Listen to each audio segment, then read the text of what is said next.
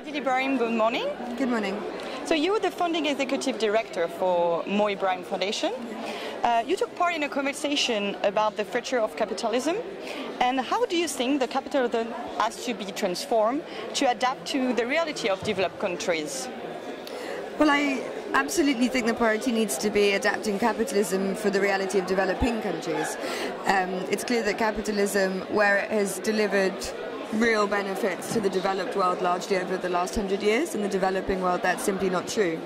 And when you look at, particularly in Africa, our demographics, our huge youth population, it's clear that we're going to have to create a more inclusive, equitable, job-creating capitalism than we've seen in the last 10 or 20 years if we're to avoid real tensions in the fabric of our societies and real intergenerational conflict as this young generation comes of age into a world in which there aren't enough jobs for them, in which they feel that the rules are not fair and their voices aren't being heard.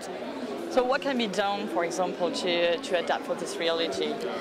I think we have to create a situation where our political leaders listen to young people. I mean, in particular, in Africa, our citizens, the average age is 19.8 years, and our presidents is 62.1 years, the average age.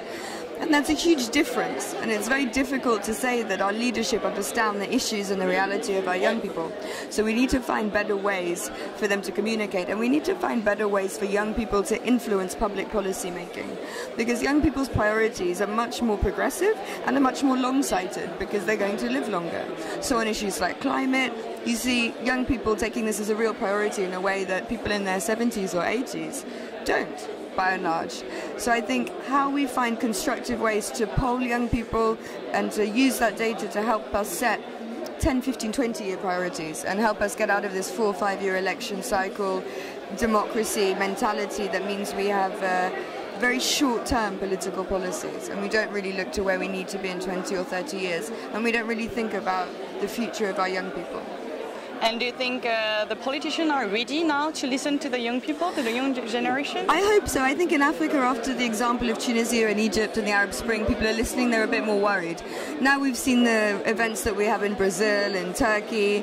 You know, Occupy Wall Street was a moment, but it didn't catch in the way it could have done. So we'll see. But I think if they don't listen, more and more of this social unrest will mean that they have to. So it's a matter of time.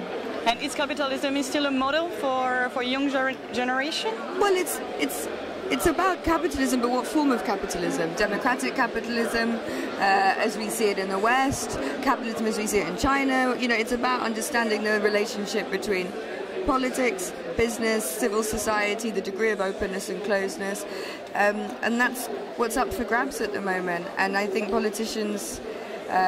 I think civil society is way ahead on this discourse than politicians. Now, politicians need to catch up to where our people, and particularly our young people, are. Hadeel Ibrahim, thank you very much. Thank you.